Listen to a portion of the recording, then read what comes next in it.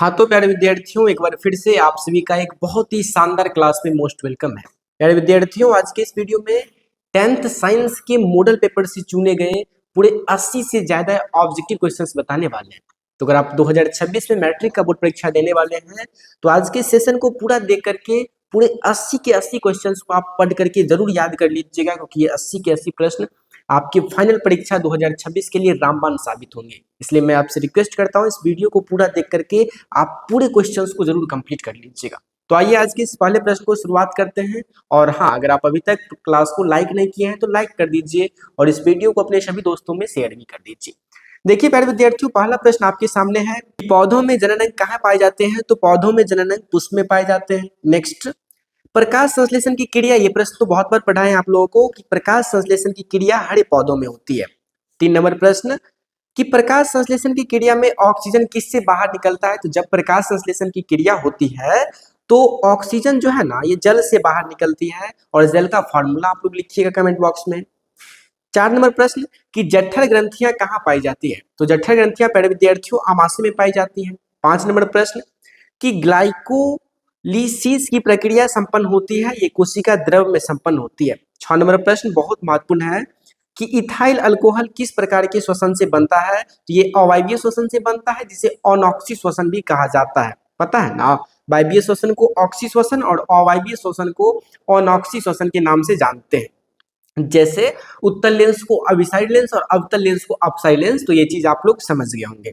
7 number प्रश्न कि सबसे छोटी अंतःस्रावी ग्रंथि कौन है? तो सबसे छोटी अंतःस्रावी ग्रंथि पिट्यूटरी ग्रंथि है और इसे मास्टर ग्रंथि भी कहा जाता है, ये भी आप सभी को याद रखना है। 8 नंबर प्रश्न कि पौधों के वायवीय भागों से जल के ह्रास की क्रिया वाष्पोत्सर्जन कहलाती है। क्या? कि पौधों के वायवीय भागों से जल के ह्रास की क्रिया जो है ना, ये वाष्पोत्सर्जन कहलाती है। ये बहुत महत्वपूर्ण है, बहुत बार परीक्षा में आया है। नेक्स्ट प्रश्न 9 नंबर, आप सभी को पता होगा कि घेंघा रोग पनपता है। घेंघा रोग जो हो जाता है तो आयोडीन की कमी अगर किसी के शरीर में हो जाता है तो उसी के कारण घेंघा रोग हो जाता है। 10 नंबर प्रश्न कि रक्त में हल्के पीले रंग के चिपचिपे द्रव को ये प्लाज्मा कहा जाता है। नेक्स्ट है कि रक्तचाप मापने के उपकरण को क्या कहते हैं? रक्तचाप जो होता है उसको मापने के लिए जो उपकरण का प्रयोग करते हैं उसे सर एस्फिग्मोमैनोमीटर कहते हैं। क्या कहते हैं? एस्फिग्मोमैनोमीटर। 12 नंबर प्रश्न की वाष्पोत्सर्जन की क्रिया पाई जाती है, तो वाष्पोत्सर्जन की क्रिया जंतुओं में पाई जाती है, ये आप लोग याद रखिएगा। 13 नंबर प्रश्न, ये बहुत बार परीक्षा में आया है, मोस्ट वीवीआई प्रश्न ये है बाबू, बहुत ध्यान से इसको याद कीजिएगा और याद भी होगा आपको। कि निम्नलिखित में से किसमें खुला परिसंचरण तंत्र पाया जाता है? तिलचट्टा में खुला परिसंचरण तंत्र पाया जाता है। देखिए, ये आप सभी को पता होगा कि रक्त क्या है? तो रक्त एक प्रकार का तरल संयोजी उत्तक है, तो इसको उत्तक भी कहते हैं। ये चीज याद रखिएगा कि रक्त क्या है, तो ब्लड एक उत्तक है। और रक्त का रंग लाल क्यों दिखता है? तो ये हीमोग्लोबिन के कारण, ये भी आपको पता होना चाहिए। अगला प्रश्न है आपके बीच 15 नंबर कि मूत्र का पीला रंग किस वर्ण के कारण होता है? तो मूत्र जो पीला रंग का होता है ना, इसमें यूरोक्रोम जो होता है इसी वर्ण के कारण होता है। जैसे क्लोरोफिल वर्ण का कैसा रंग होता है? ये हरा, आपको पता होगा। नेक्स्ट है, ये भी काफी बार परीक्षा में आया है, निम्नलिखित में से एक उभयलिंगी जंतु है। केचुआ एक उभयलिंगी जंतु है, समझ गया ना। 17 नंबर प्रश्न कि यूरिया रक्त में कहां से प्रवेश करती है? तो यूरिया जो होता है ना, ये रक्त में यकृत से प्रवेश करता है, इस चीज को याद रखिएगा। 17 का सी हो जाएगा। 18 नंबर प्रश्न कि जैव आवर्धन प्रदर्शित करने वाला रसायन डीडीटी होता है। ठीक है, जैव आवर्धन प्रदर्शित करने वाला रसायन क्या होता है? डीडीटी होता है। सीएफसी जानते हैं ना, क्लोरोफ्लोरोकार्बन को सीएफसी कहा जाता है, ये आपको पता ही होगा। और एटीपी का फुल फॉर्म पता है ना, एडिनोसिन ट्राइफॉस्फेट, ये बहुत महत्वपूर्ण है। देखिए 19 नंबर प्रश्न है कि निम्नलिखित में से कौन एक प्राथमिक उपभोक्ता है? प्राथमिक उपभोक्ता कहने का अर्थ हुआ जो शुरुआत में आता है, ठीक है ना। प्राथमिक उपभोक्ता प्यारे विद्यार्थियों शाकाहारी हो जाता है। प्राथमिक उपभोक्ता किस प्रकार के होते हैं? तो ये शाकाहारी होते हैं।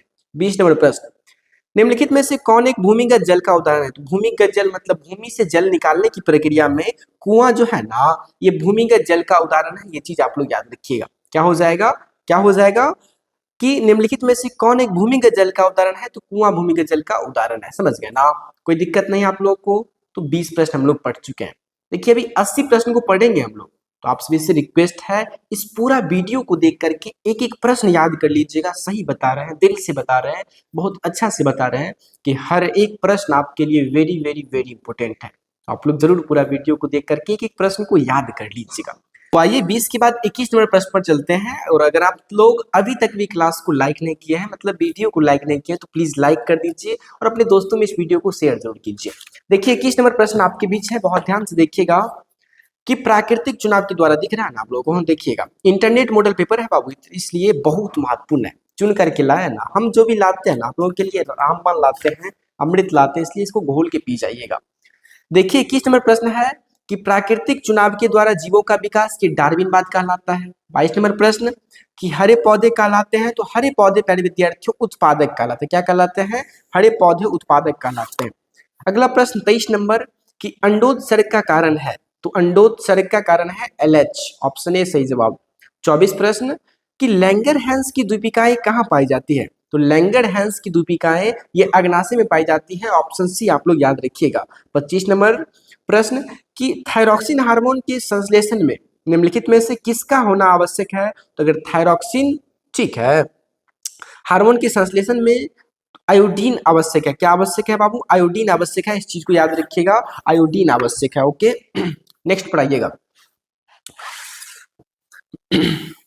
नेक्स्ट 26 नंबर की निश्चल कणिकाएं पाई जाती है, ये न्यूरॉन में पाया जाता है। ये तो बहुत इंपॉर्टेंट कि मानव मस्तिष्क का या फिर मानव ब्रेन का वजन पूछा जाए ना, ये 1400 ग्राम अप्रोक्स होता है लगभग, आप इसको ऐसे भी मान सकते हैं, ठीक है। 1.2 मतलब 1200 ग्राम से लेकर के 1400 ग्राम तक।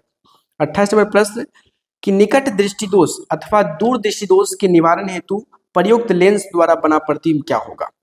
ठीक है, क्वेश्चन बहुत लॉजिकल है, ध्यान से देखिएगा कि निकट दृष्टि दोष अथवा दूर दृष्टि दोष के निवारण हेतु प्रयुक्त लेंस द्वारा बना प्रतिबिंब, ये प्रतिबिंब वास्तविक और उल्टा हो जाएगा। देखिए ये प्रश्न तो आप लोग को रटा हुआ होगा कि साइड मिरर के रूप में निम्नलिखित में से कौन प्रयुक्त होता है, तो साइड मिरर में उत्तल दर्पण का प्रयोग किया जाता है, ऑप्शन ए हो जाएगा।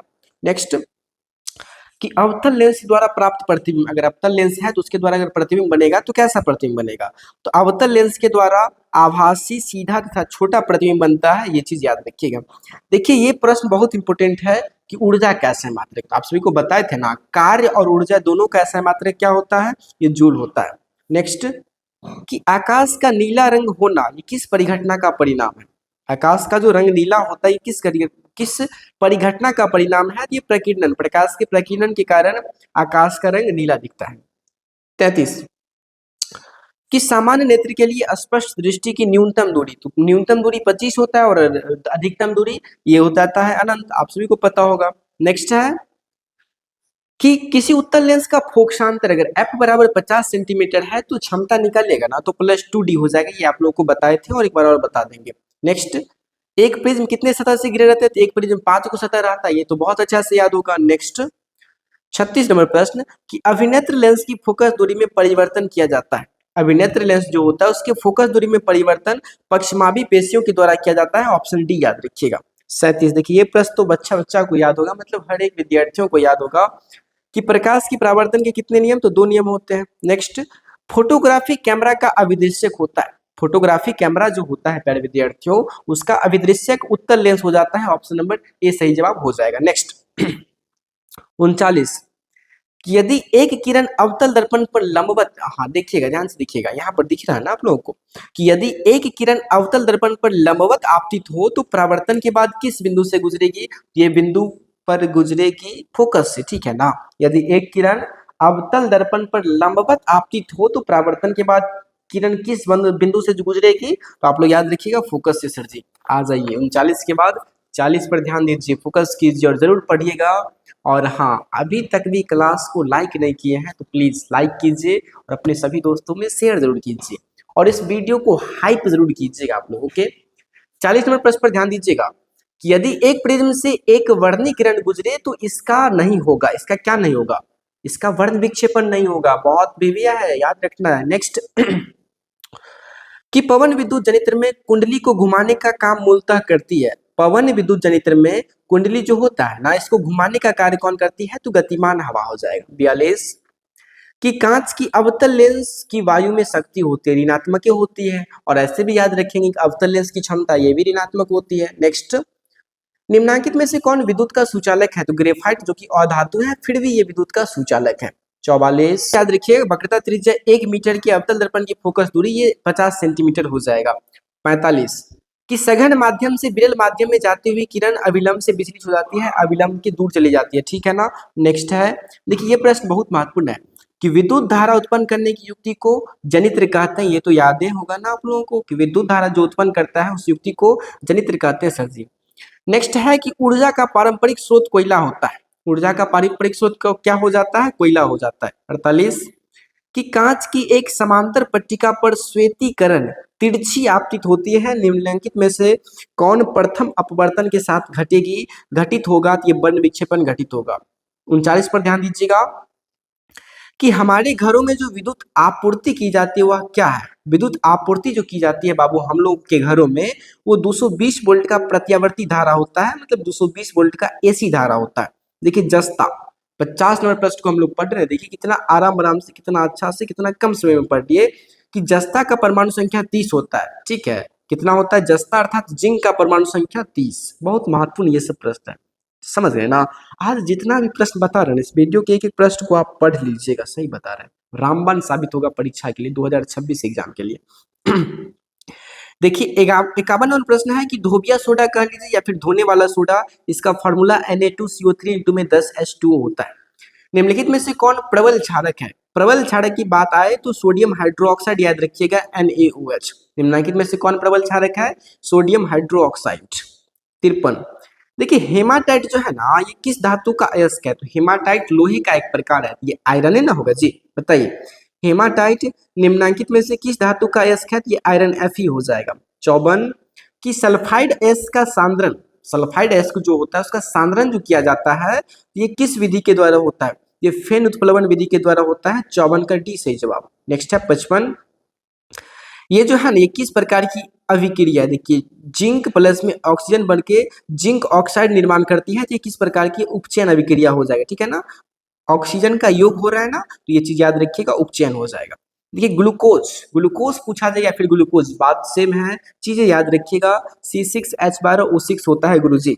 आ जाइए 57 पर फोकस कीजिए मेरे प्यारे विद्यार्थियों कि अम्ल का जलीय विलयन विद्युत का संचालन करता है, क्योंकि अम्ल जल में क्या होता है बताइए? अम्ल का जो जलीय विलयन होता है ये विद्युत का संचालन करता है, क्योंकि अम्ल जल में आयनित होता है। ऑप्शन सी याद रखिएगा। 57 का क्या हो जाएगा? 57 का सी हो जाएगा, आयनित होता है, ठीक है। आइए नेक्स्ट पर आइए, 57 के बाद 58 पर चलते हैं। बहुत ध्यान से देखिएगा, बहुत गौर से देखिएगा, जरूर देखिएगा। 58 नंबर कि लिथियम के बाह्यतम सेल में कितने इलेक्ट्रॉन विद्यमान है? लिथियम के जो बाह्यतम इलेक्ट्रॉन होते हैं इसमें एक इलेक्ट्रॉन क्या है बाबू? विद्यमान है। 59 पर ध्यान दीजिएगा कि आवर्त सारणी के शून्य समूह के तत्व हीलियम हो जाता है। आवर्त सारणी के शून्य समूह का तत्व कौन हो जाता है? हीलियम, H याद रखिएगा। 60 नंबर प्रश्न निम्नलिखित में से सर्वाधिक विद्युत ऋणात्मक तत्व कौन है? विद्युत का ऋणात्मक क्या हो जाएगा? फास्फोरस हो जाता है, F याद रखिएगा। निम्नलिखित में से विद्युत का ऋणात्मक कौन हो जाएगा? तो F हो जाता है, ठीक है ना, फास्फोरस। 61 कि जल के वैद्युत अपघटन में कैथोड पर कौन सी गैस मुक्त होती है? जल का जो वैद्युत अपघटन होता है उस वैद्युत अपघटन में, ठीक है, कैथोड पर कौन सा गैस मुक्त होता है? तो ये हाइड्रोजन गैस मुक्त होता है। कि हमारा शरीर का पीएच मान बहुत पूछा जाता है परीक्षा में, शुद्ध जल का पीएच मान ये सब तो याद ही होगा, अम्ल का पीएच मान, क्षार का पीएच मान, ठीक है ना, रक्त का पीएच मान। तो ये चीजें याद रखने के साथ साथ आपको ये भी याद रखना है कि हमारा शरीर का पीएच मान ये 7 से 7.8 होता है। 63 नंबर प्रश्न है कि निम्नांकित यौगिकों में कौन अम्ल है? अम्ल बाबू बात करें ना तो H2SO4 यही अम्ल है। ऑप्शन डी को लॉक कीजिए, यही सही जवाब हो जाएगा। नेक्स्ट निम्नलिखित में से कौन संश्लेषित सूचक है? संश्लेषित सूचक की बात करें तो मैथिल ऑरेंज जो है ना, यही निम्नलिखित में से संश्लेषित सूचक है, इसलिए 64 का सी सही जवाब हो जाएगा। 65 पर ध्यान दीजिए कि कार्बन डाइऑक्साइड जल से अभिक्रिया करके बनाता है। कार्बन डाइऑक्साइड जो होता है अगर इसको जल के साथ रिएक्शन करवाया जाए तो ये कार्बोनिक अम्ल का निर्माण करता है। किसका निर्माण करता है? कार्बोनिक अम्ल का निर्माण करता है। 66 पर ध्यान दीजिए कॉपर पायराइट का रासायनिक फार्मूला, कॉपर पायराइट जो होता है ना इसका फार्मूला की बात करें तो CuFeS2 हो जाएगा। कॉपर पायराइट का रासायनिक संगठन है, सॉरी संगठन, ये CuFeS2, ठीक है, फार्मूला सेम होगा, कोई दिक्कत नहीं। 67 प्रकृति में मुक्त अवस्था में, प्रकृति में जो है ये मुक्त अवस्था में पाई जाने वाली धातु पूछा जा रहा है तो सोना प्रकृति में मुक्त अवस्था में पाई जाती है। और ये क्या है सोना बाबू? धातु। इसका परमाणु संख्या कमेंट बॉक्स में लिखिएगा, ठीक है, संकेत जानते हैं ना, सोना का क्या होता है सर जी, Au होता है। ओके 68 पूछा जा रहा है आपसे कि निम्नलिखित में से कौन सा धातु सबसे अधिक अभिक्रिया करती है। देखिए सबसे अधिक अभिक्रियाशील धातु की बात हो तो आप जिंक को याद रखिएगा। ठीक है, 69 नंबर प्रश्न आपके सामने है, जरा फोकस कीजिएगा कि किसी अधातु के बाह्यतम शेल में इलेक्ट्रॉनों की संख्या 4, 5, 6 और 7 होता है। किसी अधातु के बाह्यतम शेल में इलेक्ट्रॉनों की संख्या हो सकती है ये 5, 4, 6, ये याद रखिएगा 4, 5, 6 और 7। ठीक है, नेक्स्ट देखिए ये प्रश्न बहुत पूछा जाता है कि पीतल किसका मिश्र धातु है। तो पीतल आप सभी को पता होगा कि तांबा और जस्ता का मिश्र धातु है। पीतल किसका मिश्र धातु है, तो तांबा और जस्ता का है, मतलब जिंक और कॉपर का मिश्रण है। ओके 71 पर ध्यान दीजिएगा कि निम्नलिखित में से कौन समावयवी है। पूछा जा रहा है आपसे, बहुत गौर से देखिएगा, निम्नलिखित में से कौन समावयवी है। तो एथिल अल्कोहल और डाइमेथिल ईथर जो है ना बाबू, यही निम्नलिखित में से समावयवी है। 71 का सी सही जवाब हो जाएगा। 72 ये जो प्रणाली आपको दिख रहा है CH3 सिंगल बॉन्ड O और सिंगल बॉन्ड C2H5 है, इसका IUPAC प्रणाली के अनुसार नाम बताइए। ये मेथॉक्सी एथेन हो जाएगा, क्या हो जाएगा, मेथॉक्सी एथेन। 73 पर ध्यान दीजिए कि लोहे की अभिक्रिया भाप से कराने पर लोहे पर कौन सा ऑक्साइड बनता है। लोहे का अभिक्रिया अगर हम लोग भाप के साथ कराते हैं ना, ये कौन सा ऑक्साइड बनाता है, ये Fe3O4 बनाएगा। क्या बनाएगा, Fe3O4। 74 पर ध्यान दीजिएगा कि एक तत्व की परमाणु संख्या अगर 16 है तो आवर्त सारणी में इस तत्व की वर्ग की संख्या कितना होगा। तो चूंकि इसका परमाणु संख्या 16 है ना, तो इसका वर्ग की संख्या भी 16 ही हो जाएगा। 74 का सी याद रखिएगा। 75 पर ध्यान दीजिएगा कि निम्नलिखित में से कौन सी धातु तनु सल्फ्यूरिक अम्ल के साथ अभिक्रिया नहीं करती है। निम्नलिखित में से कौन सा धातु है जो तनु सल्फ्यूरिक अम्ल के साथ अभिक्रिया नहीं करती है, कॉपर हो जाएगा। 76 पर ध्यान दीजिएगा कि एक मिश्र धातु में 90% कॉपर है और 10% टीन है। इस मिश्र धातु का नाम क्या बनेगा, इसमें नाम बनेगा सर जी ब्रोंज। क्या हो जाएगा, जब एक मिश्र धातु है ओके और 90% उसमें कॉपर है और 10% टीन की मात्रा है, तो ये ब्रोंज कहलाएगा। ठीक है ना। 77 पर ध्यान दीजिएगा कि जिंक सोडियम हाइड्रोक्साइड के साथ प्रतिक्रिया कर बनाता है। जिंक जो होता है ये सोडियम हाइड्रोक्साइड के साथ प्रतिक्रिया करके हाइड्रोजन गैस बनाता है H2, याद रखिएगा। ठीक है, अगला 78 पर ध्यान दीजिएगा कि निम्नलिखित में से कौन सी धातु वायु में उच्च ताप पर गर्म किए जाने पर भी ऑक्सीजन से सहयोग नहीं करता है। Eg सिल्वर जानते हैं ना। निम्नलिखित में से कौन सी धातु है जो वायु में उच्च ताप पर गर्म किए जाने पर भी ऑक्सीजन से सहयोग नहीं करता, Ag हो जाएगा। ठीक है, 79 पर ध्यान दीजिए कि अयस्क में उपस्थित अपद्रव्य कहलाते हैं। अयस्क में उपस्थित अपद्रव्य जो है ना, ये गैंग कहलाता है। 79 नंबर क्या है प्रश्न कि अयस्क में उपस्थित अपद्रव्य कहलाते हैं, ये गैंग। बहुत बीवी प्रश्न है, बहुत बीवी है। 80 पर ध्यान दीजिएगा कि निम्नलिखित में से किस गुण के कारण धातुओं के तार बनाए जाते हैं। धातु के जो तार बनाए जाते हैं तो ये तन्यता, ठीक है ना, उसको खींच करके हम लोग बड़ा कर सकते हैं, तान सकते हैं, इसलिए कहा जाता है निम्नलिखित में से कौन सा गुण है जिसके कारण धातु के तार बनाए जाते हैं, तो तन्यता गुण के कारण। ये तो हो गया 80 मोस्ट VVI वेरी इंपोर्टेंट और आपकी बोर्ड परीक्षा के लिए अति महत्वपूर्ण ऑब्जेक्टिव प्रश्न। अब आइए ना, क्यों ना फिजिक्स, केमिस्ट्री और बायोलॉजी के सब्जेक्टिव प्रश्न को पढ़ लेते हैं, जो कि आपकी परीक्षा में बहुत आने की संभावनाएं हैं। तो आपसे गुजारिश करूंगा कि प्रश्न पढ़ करके आप जरूर याद कर लीजिएगा। देखिए भौतिकी शास्त्र अर्थात फिजिक्स में बात करें, पहला क्वेश्चन कि किसी चालक का प्रतिरोध किन किन बातों पर निर्भर करता है। 2 नंबर में अति महत्वपूर्ण प्रश्न है, इसको मत छोड़िएगा।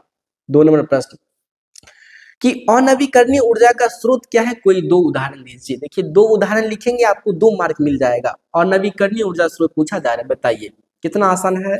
3 नंबर प्रश्न कि उत्तल लेंस एवं अवतल लेंस में अंतर लिखिए, मोस्ट VVI प्रश्न है। 4 नंबर कि सरल सूक्ष्मदर्शी क्या है, इसका एक किरण आरेख खींचिए, बहुत महत्वपूर्ण है। 5 नंबर कि विद्युत मोटर का सिद्धांत आपको बताना है। क्या बताना है, विद्युत मोटर का सिद्धांत क्या है। 6 नंबर एमीटर एवं वोल्ट मीटर में उपयोग बताएं या फिर अंतर बताएं, दोनों चीज याद कर लीजिएगा। 7 है कि आंख की समंजन क्षमता का क्या तात्पर्य है। क्या है बाबू, पावर ऑफ एकोमोडेशन। आंख की समंजन क्षमता का क्या तात्पर्य है, आपसे ये पूछा जा रहा है। और 8 नंबर प्यारे विद्यार्थियों, भू उष्मीय ऊर्जा क्या है। 8 नंबर क्या प्रश्न है कि भू उष्मीय ऊर्जा क्या है, 8 नंबर हो जाएगा। तो ये तो था आपका ऑब्जेक्टिव 2 नंबर वाला। देखिए 2 दीर्घ उत्तरीय में मैं इसको VVI मानता हूं। उत्तल लेंस के लिए ये सिद्ध कीजिए, उत्तल लेंस में ये सिद्ध कीजिए। अगर आपको ये प्रश्न सिद्ध करना नहीं आता है तो कमेंट बॉक्स में लिखिएगा क्या लेंथ सूत्र प्रूफ कीजिए सर जी, हमको बताइए, तो हम आपको इसके लिए एक वीडियो बना देंगे। ठीक है, देखिए केमिस्ट्री के लिए आ जाइए। केमिस्ट्री में 2 नंबर वाला वीवीआई प्रश्न की बात करें तो पहला तो ये याद रखिएगा 11 नंबर में कि वन संपदा पर आधारित किन्हीं 2 उद्योगों का नाम बताइए। ठीक है, उसके बाद 14 को तो छोड़ना नहीं, उसको तो एकदम हर हाल में कंप्लीट कर लीजिएगा कि अवक्षेपण अभिक्रिया से आप क्या समझते हैं, इसका एग्जाम्पल भी लिखना जरूरी है ताकि आपको 2 के 2 नंबर कंप्लीटली मिले। 15 प्रश्न एकल विस्थापन अभिक्रिया, ये भी याद रखिएगा कि चिप्स की थैली में कौन सी गैस भरी होती है और क्यों भरी जाती है, ये भी पता होना चाहिए आपको। ठीक है, और ये तो बहुत इंपॉर्टेंट है कि विरंजक चूर्ण क्या है, इसका रासायनिक नाम, सूत्र एवं उपयोग लिखिए। विरंजक चूर्ण क्या है, इसका रासायनिक नाम एवं सूत्र एवं उपयोग सभी लिखना है, बहुत आसान है। अगर आप लोग इसका आंसर जानना चाहेंगे तो हम आंसर भी बता देंगे आप लोग को। ठीक है, फिलहाल आप क्वेश्चंस को देख लीजिए। और है निस्तापन और जारण में क्या अंतर है, भर्जन और निस्तापन, जारण, खनिज, ये सब जो होता है ना अयस्क, इस सब का परिभाषा याद कीजिएगा, परीक्षा को बहुत अच्छा लगता है प्रश्न। ठीक है ना, तो इस चीज को याद रखिएगा। ठीक, देखिए अगर केमिस्ट्री में बात करें दीर्घउत्तरीय की बात तो इसको याद कर लीजिएगा बाबू। हाइड्रोजनीकरण अभिक्रिया क्या है, इस अभिक्रिया का एक व्यापारिक उपयोग बताइए, दीर्घउत्तरीय के लिए बहुत महत्वपूर्ण है। अब आ जाइए जीव विज्ञान में आपका स्वागत है। जीव विज्ञान में स्वागत है आपका, अति महत्वपूर्ण प्रश्न की तरफ आपको ले चलते हैं, तैयार है ना, बताइएगा। पहला प्रश्न आप लोग को 2 नंबर वाला में याद रखना है कि प्रकाशानुवर्तन क्या है। फिर नेक्स्ट है कि पोषण की परिभाषा क्या है और पोषण कितने प्रकार के होते हैं, सभी का परिभाषा आपको याद रहना चाहिए। ठीक है, अगला याद रखिए कि रक्त, देखिए रक्त का थक्का बनाने के लिए प्लेटलेट्स मौजूद होता है ना, तो रक्त प्लेटलेट्स की रक्त जमने में क्या भूमिका है, इसको बताना है। आनुवंशिकी गुण से आप क्या समझते हैं, ठीक है ना, आनुवंशिकी गुण से आप क्या समझते हैं। और ये याद रखिएगा कि ओजोन परत के क्षय का कारण लिखिए, ये भी व्यय है। आइए दीर्घोत्तरीय को भी क्यों छोड़ दिया जाए, इसको भी 1-2 क्वेश्चन पढ़ लीजिए। देखिए हम कहूंगा आप ए नंबर प्रश्न को जरूर याद कर लीजिएगा, आरबीसी और डब्ल्यूबीसी में अंतर बताइए। ठीक है, इसको आप हर हाल में याद कर लीजिएगा, वीवीआई प्रश्न है, आप जरूर याद कर लीजिएगा। ठीक है, तो ये था आपके बीच क्वेश्चंस। अगर आप लोग आंसर देखना चाहते हैं तो इस तरह से आप आंसर भी देख सकते हैं, इसका स्क्रीनशॉट लेना चाहें तो स्क्रीनशॉट ले सकते हैं, बहुत अच्छी तरीका से मैं बता रहा हूँ आप लोगों को। ठीक है, सभी का आंसर दिया गया है, यहाँ पर देख सकते हैं, कोई दिक्कत नहीं है, आराम से ले सकते हैं, कोई दिक्कत की बात है ही नहीं। ठीक है, यहाँ पर देख सकते हैं सभी का जवाब आंसर बहुत आसान से दिया गया है। और अगर इस सभी प्रश्न का आप, ठीक है ना, बोर्ड पे अच्छा से सॉल्यूशन चाहते हैं तो कमेंट बॉक्स में लिखिएगा, इसका व्यवस्था बहुत जल्दी किया जाएगा, बहुत जल्दी, मतलब 1-2 दिन के अंदर आपके सामने बहुत बेहतरीन क्लास आएंगे। और मैं आज इस मॉडल पेपर के सारे वीवीआई ऑब्जेक्टिव 1 नंबर, 2 नंबर और 5 नंबर के प्रश्न बताए हैं। आपसे रिक्वेस्ट रहेगा आप पूरा कंप्लीट कर लीजिएगा, सभी को जरूर याद कर लीजिएगा। और हाँ, हमारे इस चैनल पर प्रत्येक दिन लाइव क्लास फ्री में चलता है शाम 7 बजे, उसको भी ज्वाइन कीजिएगा। क्रैश कोर्स भी फ्री है, तो अगर आप चाहते हैं कि अभी से पढ़कर भी बोर्ड परीक्षा में 450 और 400 लाने का सपना साकार करना है, आइए, आपका स्वागत है हमारे क्लास में। तो प्लीज सब्सक्राइब कर दीजिएगा हमारे इस चैनल को और अपने दोस्तों की सभी वीडियो को शेयर कीजिएगा। और एक चीज, इस वीडियो में आप लोग खूब ज्यादा हाइप कीजिएगा, ठीक है ना, हाइप वाला कमेंट से एक बार स्क्रॉल कीजिएगा तो हाइप का ऑप्शन आता है, तो सभी से गुजारिश रहेगा आप लोग हाइप कीजिएगा। बाकी मिलते हैं लाइव क्लास में शाम 7 बजे, ऐसे ही आप लोग खूब पढ़िए, मन लगा के पढ़िए और हमारे साथ जुड़ करके आप लोग फ्री में टॉपर बनने के सपना को साकार कीजिए। जय हिंद, जय भारत, मिलते हैं नेक्स्ट क्लास में। Please like, comment, share, subscribe जरूर कीजिए।